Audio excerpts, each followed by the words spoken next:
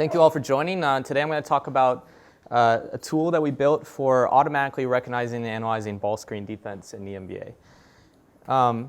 So for those of you who might not be basketball fans, what am I talking about when I'm referring to a ball screen? And a ball screen is a specific offensive strategy where a player on offense who doesn't have the ball comes up to the ball handler's defender, and he sets a screen on that defender. So he's impeding the path of the defender. And what happens is then, as a result, the ball handler gets extra spacing between him and his defender. And they can utilize that spacing to then drive to the basket or hit another open player, or in this case, we see them utilize that space to hit a three-point shot. So why should we care about on-ball screens? Well, it turns out that they're kind of the bread and butter of offensive strategy in basketball. Approximately a quarter to a third of offensive possessions in the NBA will involve an on-ball screen of some sort.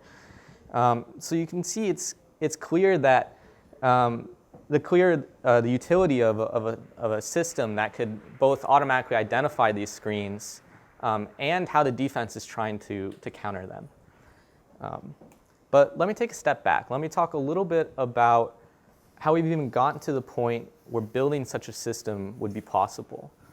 I mean, I don't have to tell you guys that advanced sports analytics is not a new thing. I mean, for years, people have been trying to come up with methods for leveraging the data that we have about sports. And so up here on the slide, I have a portion of the equation for player effectiveness rating, PER. And PER is essentially a combination of various statistical elements, and it goes on beyond this, that is meticulously balanced with the overall goal of coming up with a single metric for the overall effectiveness of a basketball player. But you can see that the statistical elements that go in the PER are things such as three-point shots or minutes played or free throw percentage. And so if there's any aspects about a player's game that these statistics don't cover, then as a result, PER won't be able to capture these aspects as well. So in a sense, even our most advanced analytics can only be as advanced as the data that goes into them. And so when we have new sources of data, this opens the door for new types of insights. And as it turns out, about 5 or 6 years ago, we did get a new source of data for basketball in the SportVU system. This system, as I'm sure many of you are familiar with, consists of 6 cameras tracking the players, the locations of the players and the ball at 25 frames per second. And so now we can begin to understand player contributions regarding where they are in the court and how they move. And unsurprisingly, there was a bunch of new research that set out to take these player locations and convert it to some amount of understanding about the game of basketball. This is just a sample of some of the papers that have been published at the Sloan Sports Analytics Conference over the past few years using the SportVU data. And there's been papers published on everything from injury prevention to rebounding statistics to even play recognition systems. And the point is now that we have access to this data, we can move to build quantitative metrics for previously intangible elements of the game of basketball. And one particular aspect of the game where it's extremely evident where player location data can help us out is on defense. So up here on the screen, I have a clip from this year's Western Conference Finals matchup between the Golden State Warriors and the Oklahoma City Thunder. And you'll see the Thunder defense attempting to relentlessly deny Steph Curry the basketball. And apart from probably 1 or 2 uncalled fouls, they're quite successful at it. And with box score statistics and any analytics based on them, we wouldn't be able to attribute this defensive effort to these players involved. But now that we have the player location data, we can begin to see plays like this within the data itself. And so in our most recent work, we focused on building a tool for analyzing one specific aspect of defense. And that's how defenses are choosing to defend the on-ball screen. And to build this tool, we first needed to draw upon some previous work that was done in our group for automatically recognizing the on-ball screens from the tracking data. So I'll give a brief overview of that method. And then I'll talk about the work that we did most recently for recognizing the ball screen defense from those identified instances of ball screens. And then I'll go a little bit into how having these tools allows you to perform some interesting statistical analysis about ball screens and their defense in the NBA. So let's start with a quick hypothetical. Let's say you have a hypothesis about the current trend for teams' choices about how they want to defend the on-ball screen. Everyone's talking about how there's a recent uptick in three-point shooting in the NBA, and so maybe you think that teams are trying to fight to go over the screen to challenge that more. And when you think about it, if you want to try and answer that question comprehensively, it's quite difficult. Assuming you're not taking a random sample of games and analyzing the on-ball screen defense in each of those, we're talking about tens of thousands of hours of game film analysis. And this is assuming that you already know where the locations of all the on-ball screens are ahead of time. And so this is largely infeasible to answer manually unless you had a lot of time or people dedicated to it. So, but given that the answers to these questions are extremely relevant to understanding how the game of basketball is evolving, we set out to answer the question to see if it was possible to build a system to automatically identify how on-ball screens were defended. Note that a lot of earlier work with SportVU data, so a lot of the work that I previewed on the slide before, this was matching locations on the basketball court to various statistics about basketball, be that shot selection or rebounding percentages in different areas of the court. But on-ball screens and how teams defend them, they're much more abstract concepts. And there's two key pieces to that. First, we need to be able to take the raw coordinates of the players over the entire course of the game and identify from those coordinates the instances of on-ball screens. And then we have to take the coordinates of the players that would be potentially involved in those screens and then identify from their coordinates how the defense was reacting to that on-ball screen. And we use machine learning to approach both of these. Both problems of taking the player location data and finding a relationship to these more abstract concepts of on-ball screens and how they're defended. And so here's the entire overview of our classification pipeline. In the red, we're using earlier work by our group, by McQueen and others, for building a system that automatically identifies on-ball screen instances from the raw position data from the entire basketball game. And then we extended that work with our system in blue that took the locations of the players that were involved in those screens over that screen instance and automatically identifying how the defense chose to defend that screen. And so then as a result, we have an end-to-end system that allows us to go from the raw positional data over the entire course of the game, and then it outputs a list of both the on-ball screen instances that occurred during that game and how the defense defended each one of those. So first, let me give a brief overview of how the on-ball screen identifier works. This method is basically a two-step system. The first step is a rule-based filtering system that goes frame by frame and sees in the positional data and finds continuous segments of frames that meet a certain list of criteria. And these criteria are relatively simple things like, is there a player on offense who's even close enough to the ball to be considered a screener? And as a result, we get a list of potential on-ball screen instances. And this covers our actual instances of on-ball screens with very high recall, but relatively low precision. But it's still a big win for us because now we've reduced the problem of identifying from the positional data over the entire course of the game where the on-ball screens are to just figuring out which of our short segments of gameplay are actual instances of on-ball screens. And it's from those short instances of on-ball screens that we extract features. And these features basically summarize the interactions between the players that would be potentially involved in an on-ball screen.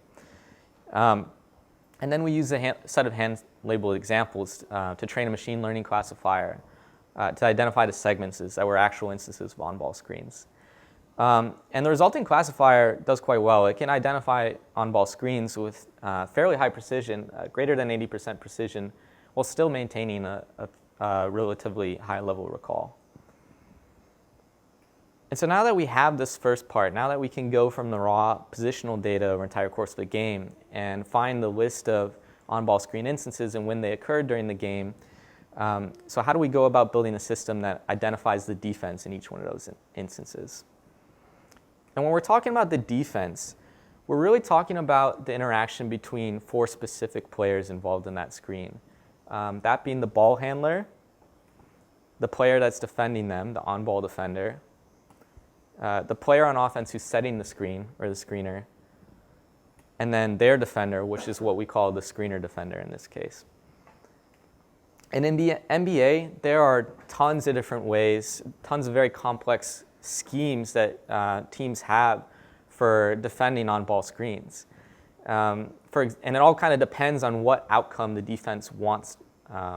So for example, there's a scheme called ICE that's entirely meant to force the ball handler to the sideline. But we decided to focus, instead of classifying each one of these extensive lists of complicated on-ball schemes, to focus on 4 more general classes of ways of defending the on-ball screen. This we're defining as an over, an under, a trap, or a switch. And how we take these set of potential ways of defending an on-ball screen and shove them into one of these 4 classes is basically a matter of were the matchups maintained or not during that defensive on-ball screen. So if you see the screener defender, if he sticks with his man, which is the screener, if he maybe only momentarily steps off, but for the most part sticks on the screener, then we're eventually going to classify that as either an over or an under, depending on what the on-ball defender does. So an over, the on-ball defender maintains his position between the ball handler and the screener. He basically fights to keep that position. But in the case of an under, he'll just go around the other side of the screener and meet the ball handler again on the other side of the screen. And then in the case of something where, say, the screener defender double teams the ball handler with the on-ball defender, we'll label that as a trap. So the general gist of it is, if the matchups were maintained, we say it's an over or an under. If the matchups are not maintained, then we classify that as a trap or a switch. And now that we've defined our 4 classes of defensive schemes, we can treat this as a multi-class classification problem. So here we're using a supervised machine learning framework. So each screen instance in our training data will be labeled by one of these 4 schemes: over, under, trap, or switch. And then we extract some number of features from each one of these labeled instances and train a supervised machine learning model. And then from that model, we're able to take new instances of on-ball screens and label the defense employed during that on-ball screen. And the labeled instances are randomly selected instances of on-ball screens from 5 games of the 2012 NBA season. We have 340 examples, hand-labeled examples of on-ball screens in total. I have the breakdown here on the slide behind me. You'll notice that the majority of the training examples are instances where the on-ball defender went over the screen. And we have the least number of examples for traps. And then from each one of these instances, we first align all the player trajectories to the screen moment before we extract any features. And then we extract a number of features from each of the pairwise distances between the relevant entities involved in the screen. And the relevant entities in this case are the 4 players that I talked about before: the ball handler, the on-ball defender, the screener, and the screener defender, and as well as the pairwise distances between those players and the ball and the hoop. And when you think about it, these pairwise distances between our relevant entities, they're really like distance time series signals.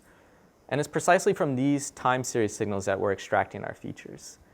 And so I have a list of the features that we extract from these signals up here, and I'm not going to go into the details of every single one of them. But the point is that these are features, you'll notice that they're engineered features, but they're not engineered in a basketball sense. They're engineered kind of more in a time series classification sense. But they're still features that we hypothesize could be useful for understanding how the defense defended that on-ball screen. I mean, for example, if our signal of interest is the distance between the on-ball defender and the screener, then knowing the minimum and the maximum of that signal could tell you a lot about whether the on-ball defender ends up going over or under the screen. However, we found in practice that these features didn't cover a key element of many of the properties of different defensive schemes. Namely, different defensive schemes may take a different amount of time to resolve. For example, in the case of an under, the on-ball defender simply gives up some amount of position, but they are able to quickly recover usually and meet the ball handler on the other side of the screen. But in the case of when the on-ball defender decides to go over the screen, they might actually have to physically fight over the screener to meet the ball handler again, which actually can take some amount of time. So it often can take more than an under would to resolve. And so we also wanted to include features that could account for this temporal variation within the data. So we also divided each one of the time series signals that we had into 10 equal length segments, and then extracted features from each one of these segments as well. And so then across all the pairwise distance time series signals that we had, and across the 10 equal length segments in each one of them, this ends up leading to us having a feature vector that's over 1,600 features in total. So after we extracted these features, we then trained a multinomial logistic regression model. And we use an L2 regularized multinomial logistic loss function in this case to prevent overfitting to our large feature dimensionality. And so how well does our system do? How well does our model do? I have up here listed baseline precision. And what we're using for our baseline precision is basically just the relative fraction of number of examples in our hand-labeled training set. So if you remember from before, the majority of our examples in our training set were instances of over, and we had the fewest number for traps. And so this baseline precision is akin to randomly guessing, knowing that fraction of examples in the training set. But compared to that baseline, we do quite well. We have much better precision across all of our defensive schemes. However, our precision recall overall for traps was quite poor in comparison to the other defensive schemes. This is likely just due to the relatively few number of examples that we had for traps. But because it was so poor, then we're a lot less confident in any predictions of traps to our set of unlabeled examples. So for the rest of the analysis, we decided to focus specifically on overs, unders, and switches, and eliminate traps entirely. So then we took our classifier and we applied it to over 3,800 games from 5 seasons worth of NBA data.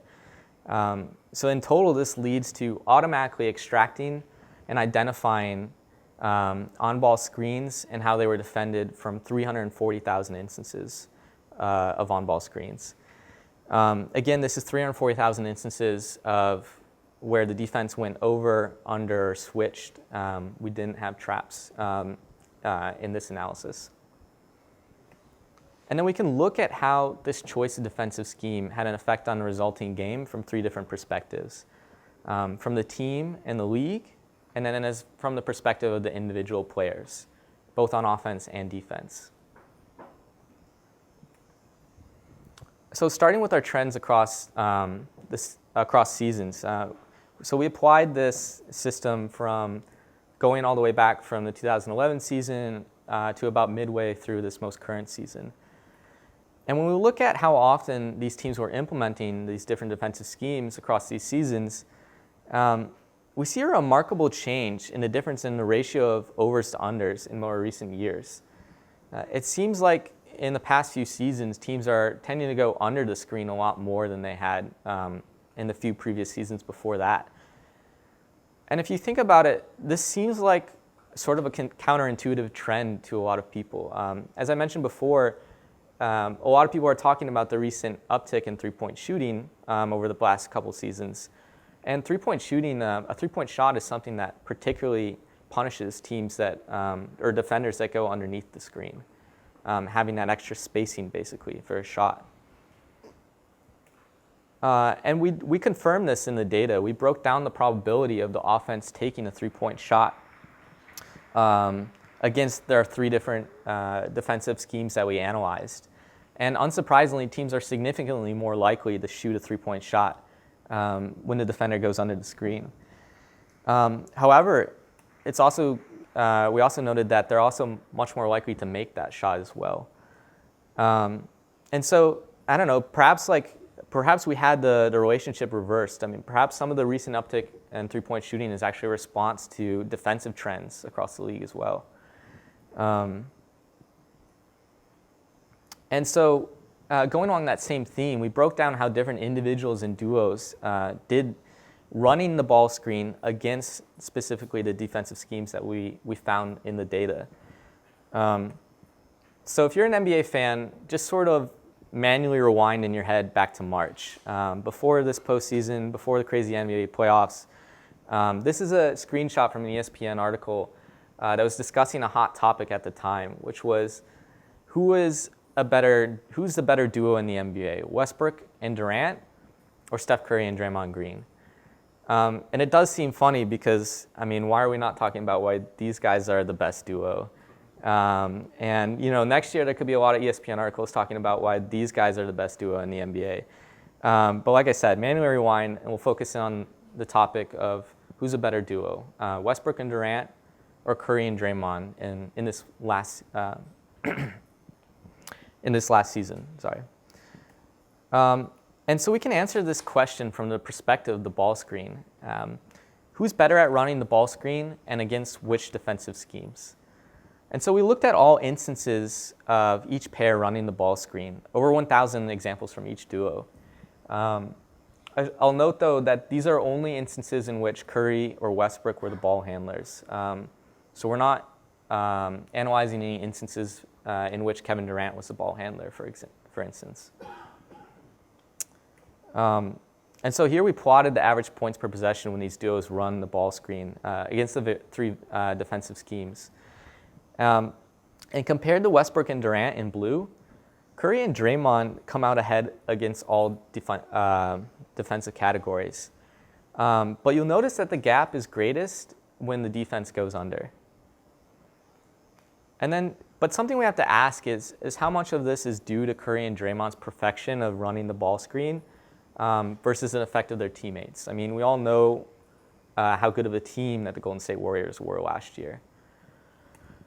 So we plotted what happened when another duo on the Warriors or OKC ran the ball screen against our various defenses. And so here the lighter colors are the team averages for the Warriors and the Thunder. And it seems like Curry and Draymond have a strong positive effect. They do better than their teammates against all defensive schemes. But this isn't the case for Westbrook and Durant. In the case of switches, they do a little bit better, but when defenses go under, they actually do worse than their teammates do. And we also looked at the breakdown of what defenses choose to do when each of these duos run the ball screen. And it seems like, at least in the case of Curry and Draymond, they're responding to their known strengths.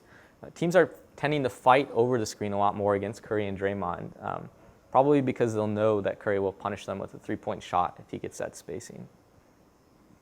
And so then we were curious about that, of how much does he punish teams with a three-point shot. So we looked at the further breakdown of outcomes against our various defensive schemes. And so plotted up here, I have the probabilities of made twos, made threes, missed twos, and missed threes for Curry and Draymond and Westbrook and Durant in the lighter color. And these are all when the defense chooses to go over the screen.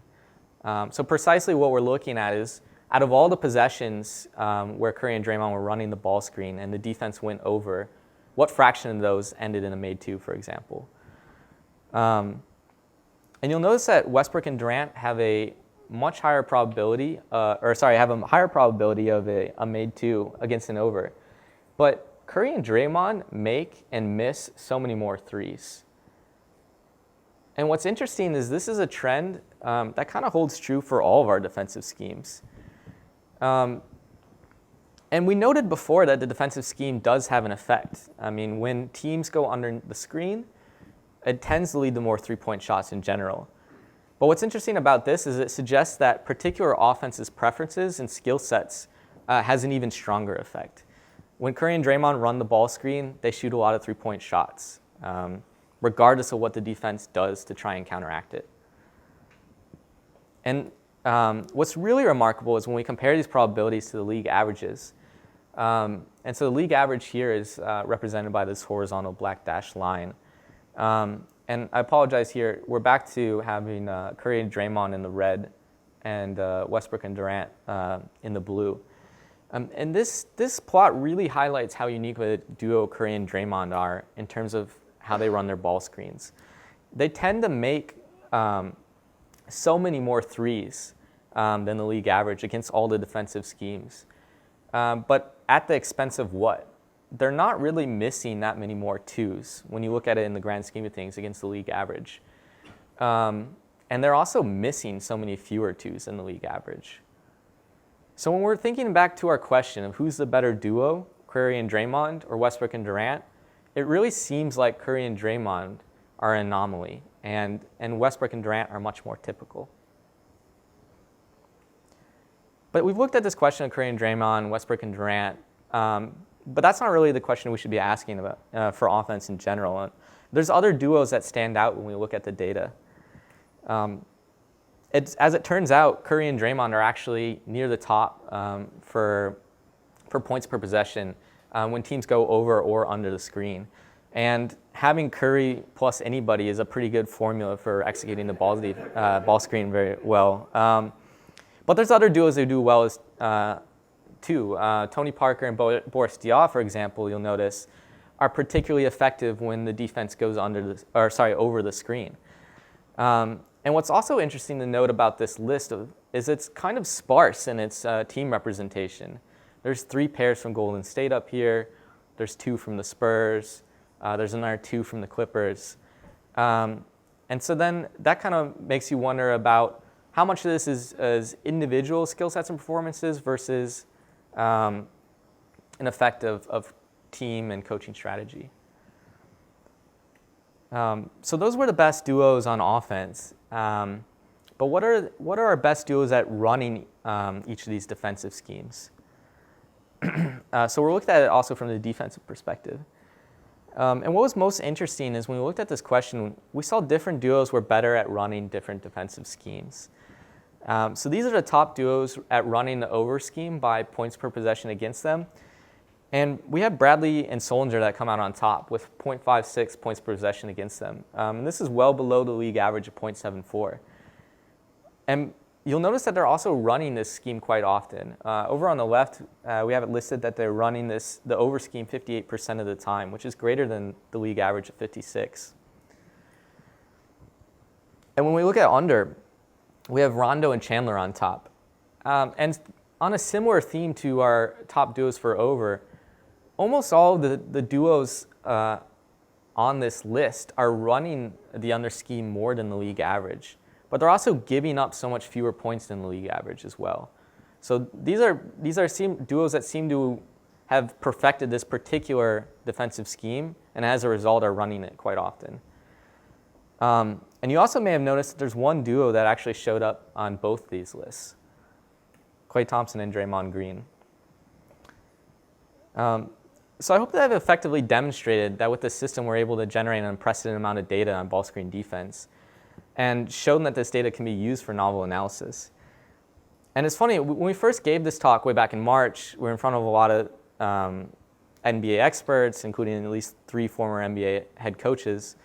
And we asked them, what types of questions would you want to answer if you had this data in your hands, basically?